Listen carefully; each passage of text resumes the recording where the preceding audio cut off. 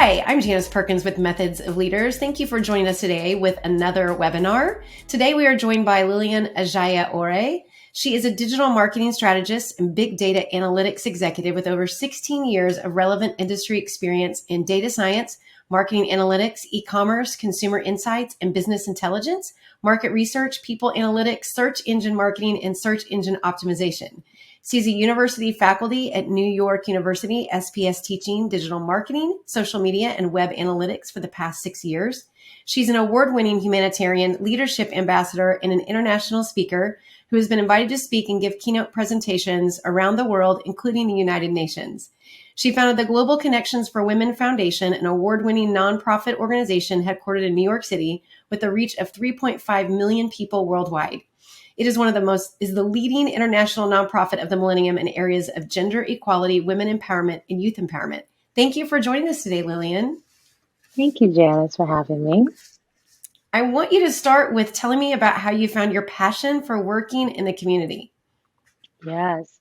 So my biggest inspiration and the source of my passion would have to be my mom. My mom has been such a great role model for me in terms of community involvement and why it's important to invest back, give back to your community with your talent, skills, and contact. And I think it was watching her just really love it and seeing the reaction from the people that she empowered that really inspired me to want to follow up on the same kind of pathway. And I think more importantly, give it back really does fill your heart, and it creates an opportunity for you to feel like you're doing good as a global citizen, as I call myself. And I wanted to do something that really spoke to my heart in an area that really does concern me and the people in my community. So I focused on on gender equality and women empowerment because I felt like coming from Nigeria, there were some gaps in terms of women empowerment and economic development of women in general that I said this was a great place to start, and I figured out a way to enable that. I love how you mentioned that finding the meaning aligns with what we give of ourselves. And I tell people all the time, and it's why you and I get along so well also, is that we have this soul alignment with giving forward and that we are built as people to pour out of ourselves. We're not just built to pour into ourselves and focus on our gifts and talents. We're built to give and put into other people. Yeah, absolutely. My husband, he's famous for saying things like, everything you need is in your circle. And what does that mean? It means that the people who are around you, even maybe a couple degrees away from you, may potentially help you. So I kind of switch that around and say, what about people outside of my circle? And how do I create ways and pathways for them to be able to reach me and for me to be able to support them and vice versa? So it's been a great learning experience and a great growth experience for me as well, because by giving to others, you develop more of yourself than you actually realize when you first embark on this journey. So tell me more about the Global Connections for Women Foundation. How and when did you start it? So GC4W, I started in 2014.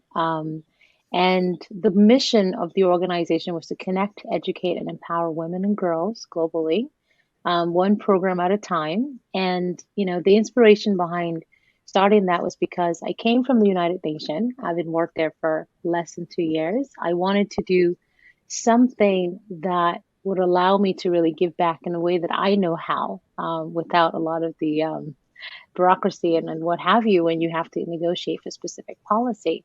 I said there's got to be a way to craft a whole new agenda and support the UN outside of the UN. So the mission of the organization directly supports the United Nations development goals, now called the Sustainable Development Goals.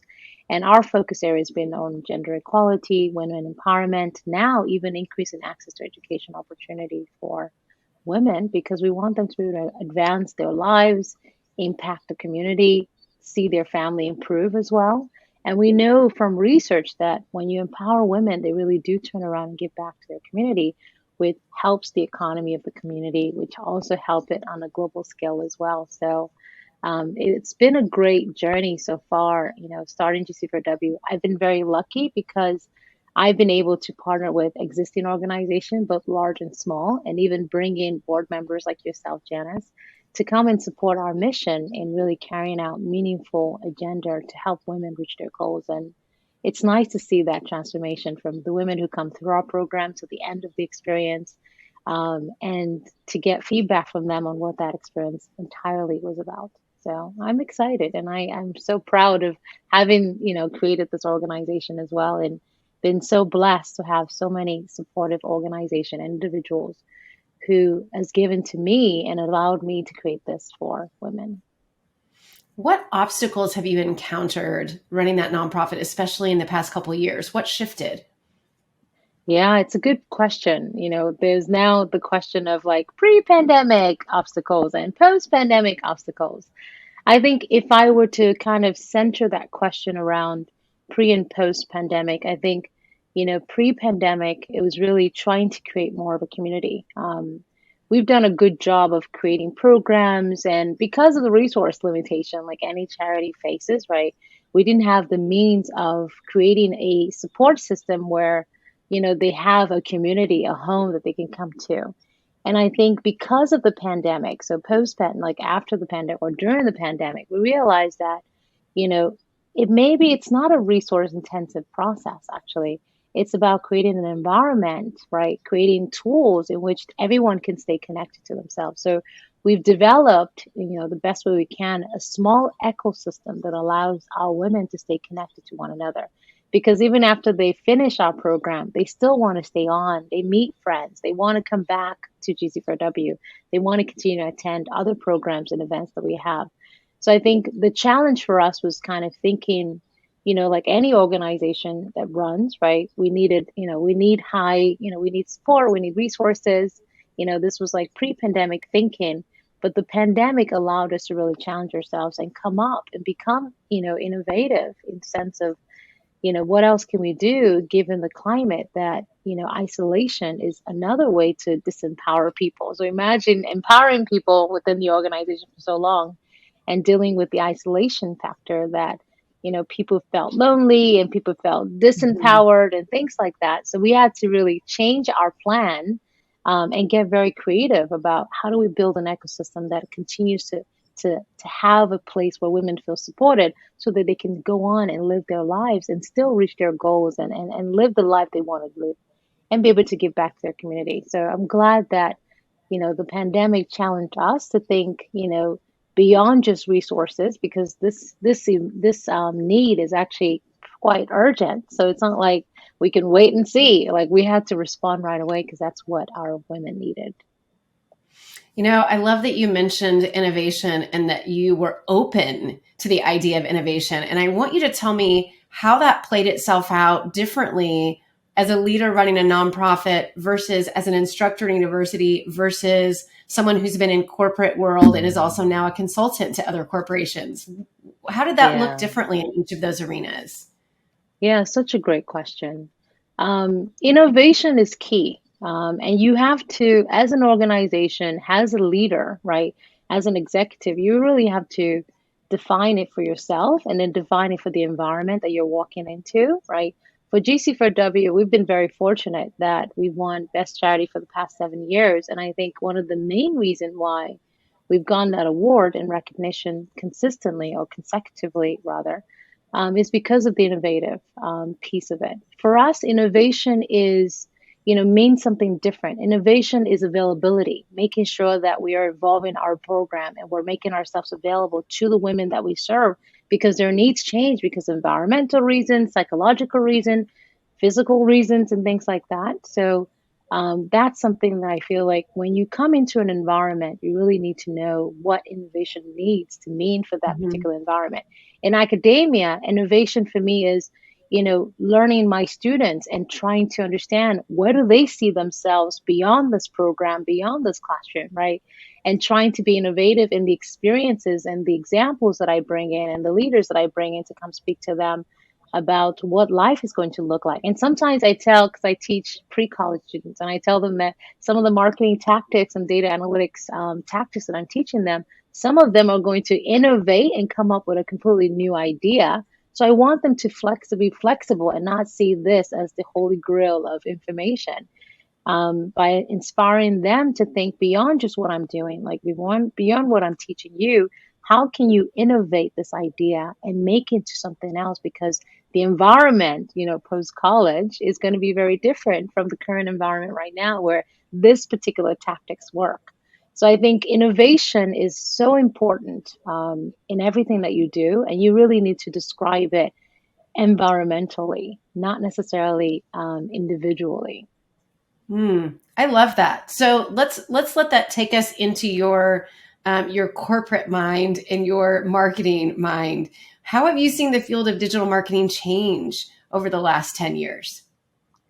Yeah, such a great question too. I think trust has been one of the biggest changes that I've seen, is that, consumers are now trusting companies a little bit more. I think regulations has allowed us in the digital marketing space, in the technology space, regulations and technology advancements has allowed us to really build consumer trust.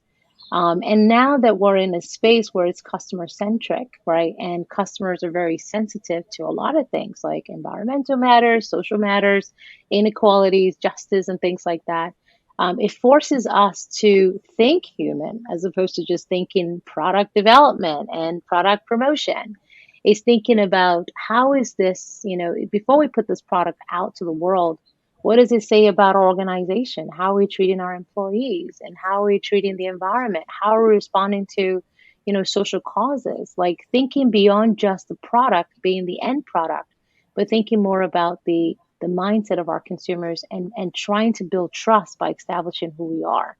And I think data has really helped too in terms of the third thing. The first thing is building trust. The second thing is technological advancement, allowing that to be done easily.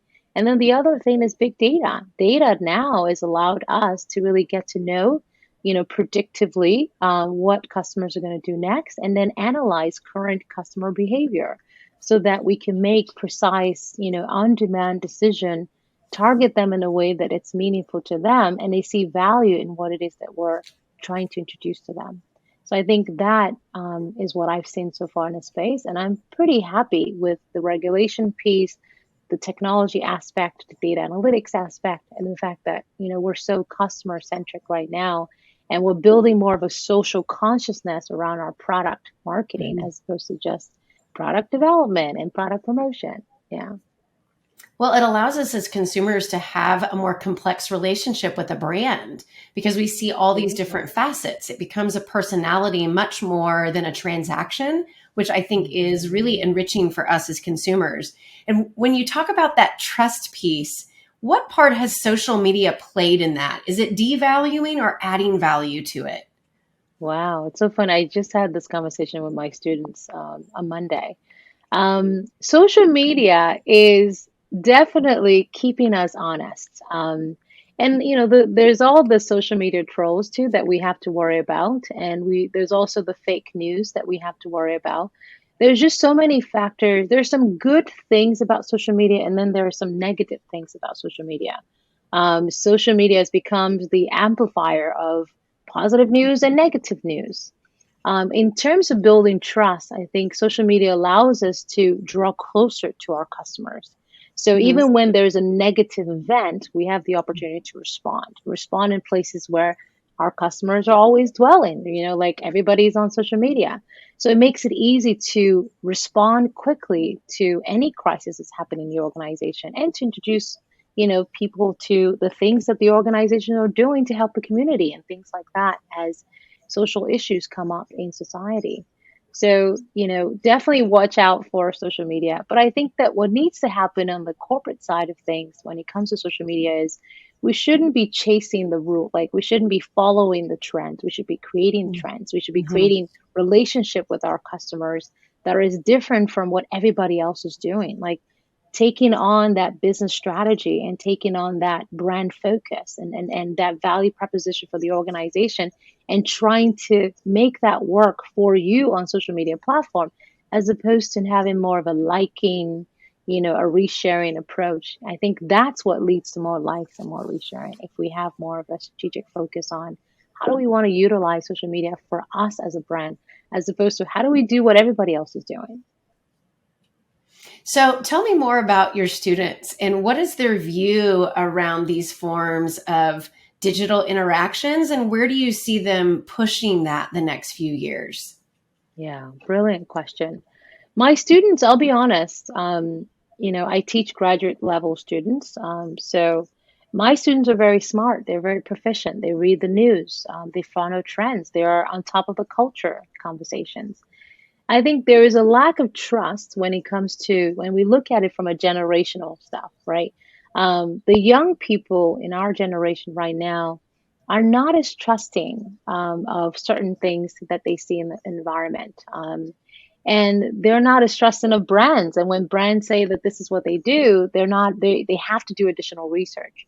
So I think that we need to be very careful with how we provide and create these content in the different omni channels that exist, right? We need to speak directly to our consumers and really understand who they are, what their personas are, what are their likes, what are their dislikes, so that we can reverse some of these negative and some of these, I guess, reservations that young people have about a specific brand. Like, can I trust you? Can I, so there's a debate in the classroom around trust. And Mhm. and one of the things I tell my students is that you guys are the marketers. You have to come up with a solution for how to solve this problem.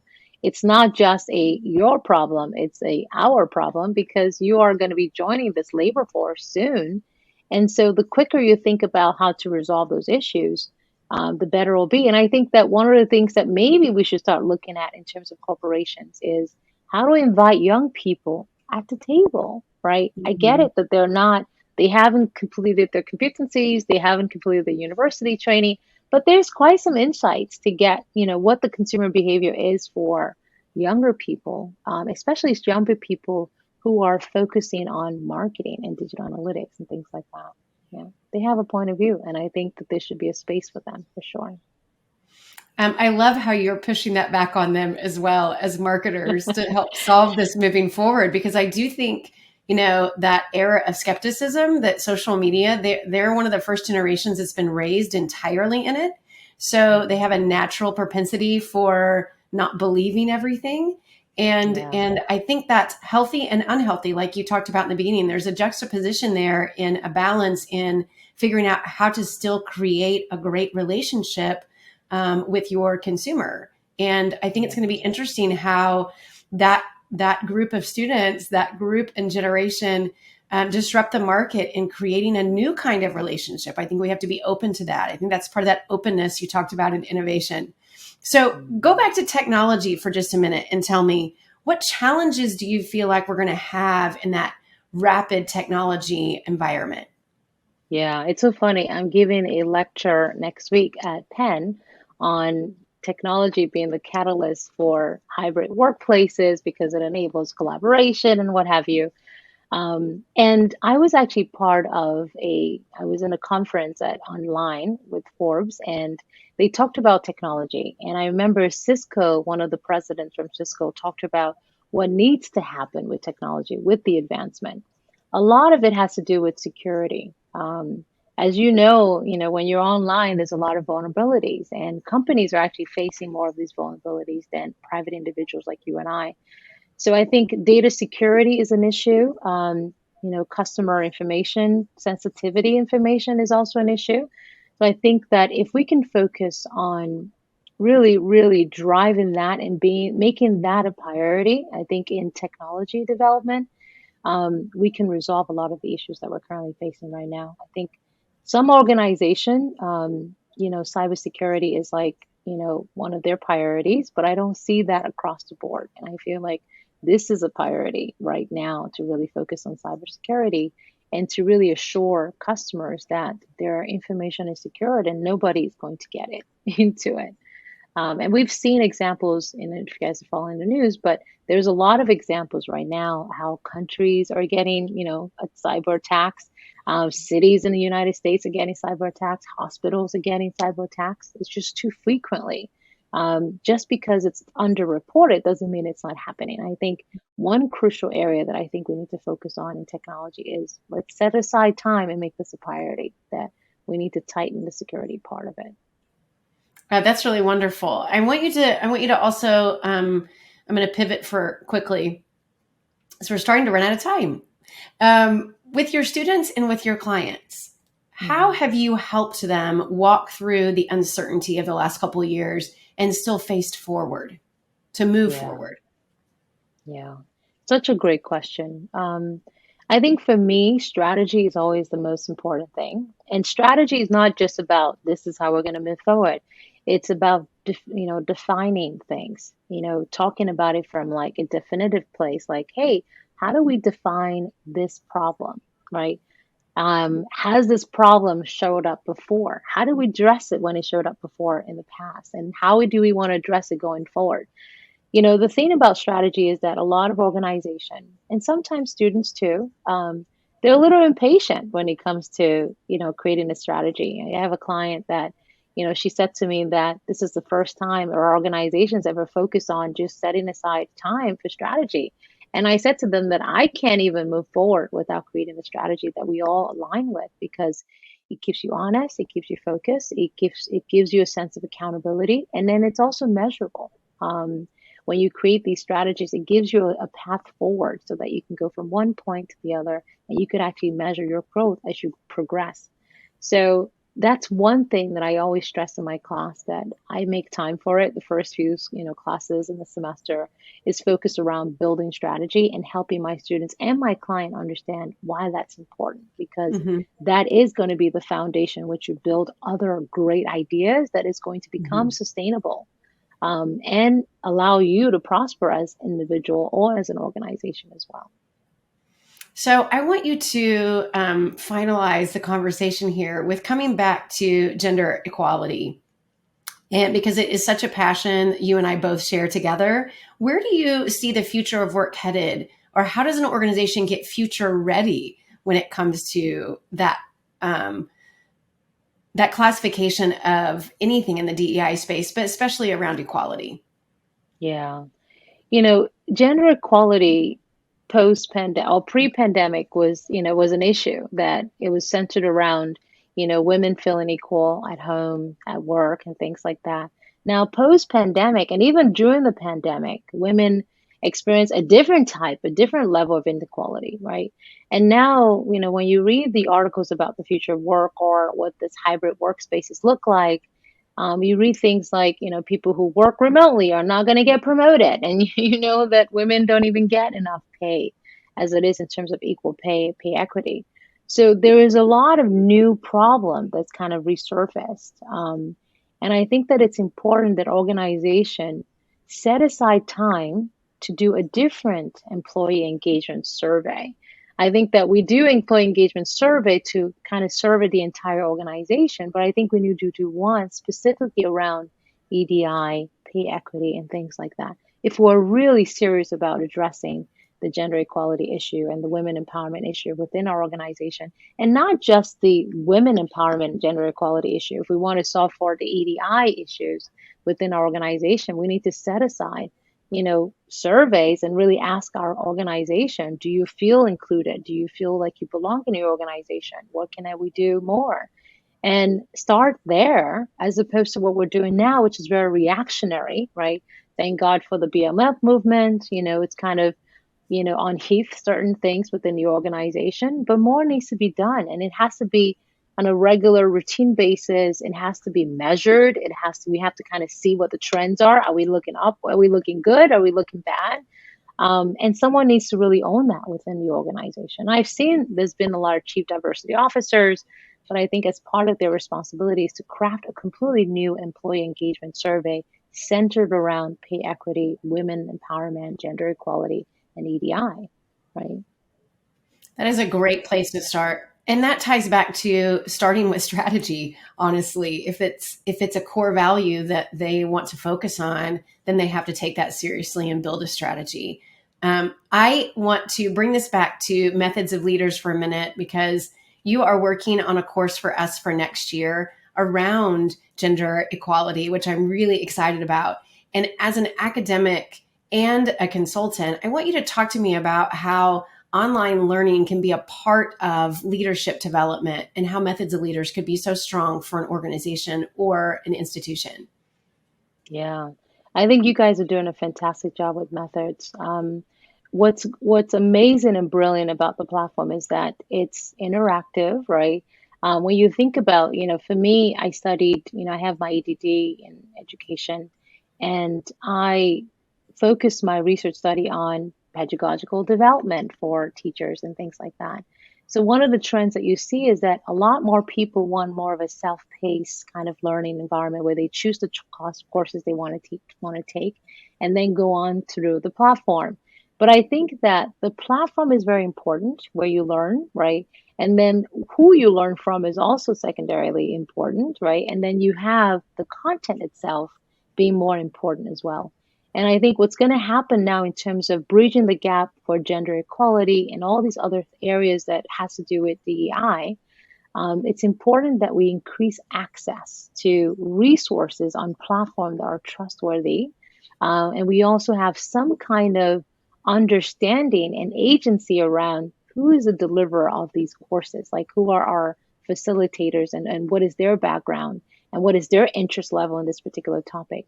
There is a lot of I think in the space right now, we see a lot of you know, private individuals, creating courses online, which I think is great. But at the same time, just a consumer warning is that make sure that you understand, what's the learning outcome of that particular platform, and who is the individual, what's the relationship of the individual to the content that they're talking about, and how is this information useful in helping you elevate yourself professionally or personally, and how is this information valuable to your workplace, right? Because I think a lot of times we do a lot of solo things, which is great, but if we want to break the gap in gender equality, we need to create an environment where everybody feels empowered and the stuff that they're exposed to is useful and it's going to help them get to the next level as well.